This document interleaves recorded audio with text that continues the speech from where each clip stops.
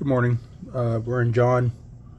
For my devotional today, I'm in John chapter 2, starting in verse 24. Just going to do a couple of verses here, probably two or three. Starting in verse 24. And they that which were sent were of the Pharisees. That's the people that were asking John the questions in the previous passages here.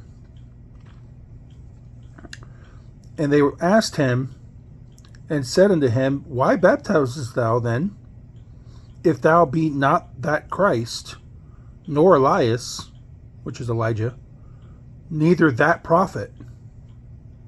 John answered them and said, answered them saying, I baptize with water, but there standeth one among you whom ye know not.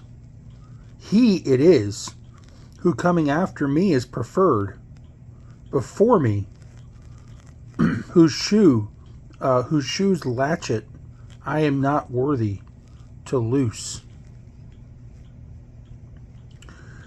So, and I guess I'll go ahead and read this last verse here. These things were done in Bethbara beyond Jordan when John was baptizing, which is just kind of a time indicator of, hey, this is what was going on. This is when it was happening. This is where it happened. Because the Bible's really good about that, giving you a place and those type of things, so you can say, okay, there's an actual location. This actually did happen. This is a real thing.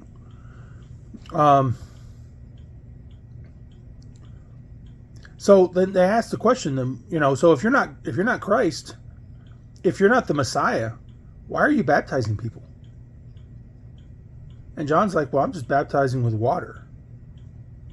We believe in my church that the baptism is the purpose of the baptism is not only a representation of what's happened to you as a Christian, the death, burial, and resurrection of Jesus Christ happening to you in your spirit, but also it's an entry into a church.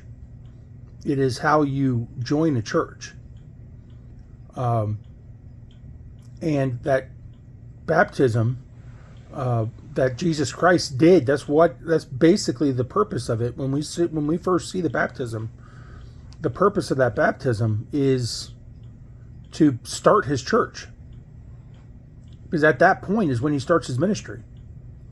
His ministry doesn't start until after his baptism. So there was a purpose to that. But John doesn't really answer that question that way. The way he answers the question is he says, look, I'm just baptizing with water. This is just plain old water. But there's one that his purpose was to point to the one. His purpose was to point to Jesus Christ, and that's what he said in the previous passage. He's like, I'm the one crying in the wilderness, make straight the way of the Lord. I'm that one who's pointing you to that one. And he's saying it again. There's one coming that's more important than I am. His answer is, I think, is really where we want to look at this. His answer here is, I baptize with water, but there one who standeth among you, but there standeth one among you whom you know not. You don't know this guy. He hasn't introduced himself to you. You don't know his name, and even when you know him, you're not going to know him, because you're not going to recognize that he is, one, he is the Christ, and two, he is the Son of the living God, the only begotten. You're not going to recognize that. So even after you've known him, known his name, and known all the details of his patronage, you're still not going to know really who he is. And it says here, he it is who coming after me. So, physically, I'm here first. I'm the one who got here in the beginning. Of course, the point of John the Baptist was to point to him. So it was kind of a trailblazer, I guess, or a trail opener for Christ. But he said, even though I came first, he is preferred over me, meaning I'm nothing compared to this guy. This guy means more than I do. I'm not the one you should be thinking about. I'm not the one you should be concerned with here. It needs to be him, because he's the one who's preferred over me. John the Baptist was very much about pointing toward Jesus Christ. And John the Baptist was also, by the way, somebody who Jesus said himself, there was no greater man born of woman. And his entire life was about pointing toward Jesus. And he says he's preferred before me, whose shoe latchet I am not worthy to loose or to unloose. So, the most basic, even the most worshipful thing you could do for someone, the most base service you could do for someone, the unlatchening someone's shoe for them. John says, I'm not even worthy to do that, because this guy is so important, so high, that I'm not even worthy to unloose his shoe, much less do anything else. So what John's doing here is he's going to introduce in the very next couple verses here, he's going to introduce the Son of God. He's going to introduce Jesus Christ. Behold, the Lamb that taketh away the sin of the world, I believe is what he says. And what he's doing is he's making an introduction that says, look, this man who's coming is so high that I'm not worthy of even the most base thing in service to him. And yet we know who baptizes Jesus. And if you remember when Jesus came to be baptized, John said, I should be getting baptized of you.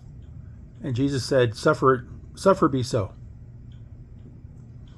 So Jesus is the most high God, and yet he was the most humble person ever to live on this earth. And it's an amazing thing to think about. But I don't know if I'm even making any sense in this particular devotional, but I think what made John the greatest, according to Jesus Christ, was John knew his place. John knew what his purpose was, and he did it. And he did it without complaining. He did it without concern. He just did what he was sent to this earth to do. And he did it faithfully, each and every day. Let us all be as faithful as John the Baptist, in whatever it is we're being called to do. Whether it's to be a son, a daughter, a father, a mother, a husband, a wife, a church member, a pastor, whatever you're called to do it faithfully. And if you're a Christian, if you're listening to this, let all that you do, no matter what position you're in, let all you do be to the glory of Jesus Christ. Let it all point to him. And when people say, well, why are you doing this the way you're doing it? Why are you being submissive as a wife? Why are you loving this woman who doesn't want you to love her? Why are you raising your kids in the nurture and admonition of the Lord, why are you doing these things? You can say, look, there is one you don't know who is much higher than I am, who's more important than I am, and my job is to serve him. I'm not even worthy of this, but that's what I've been called to do. That's the attitude. That attitude of John the Baptist, that's the attitude that gets us through each and every day, knowing that we are serving the Most High God. Love you. Hope you have a good day.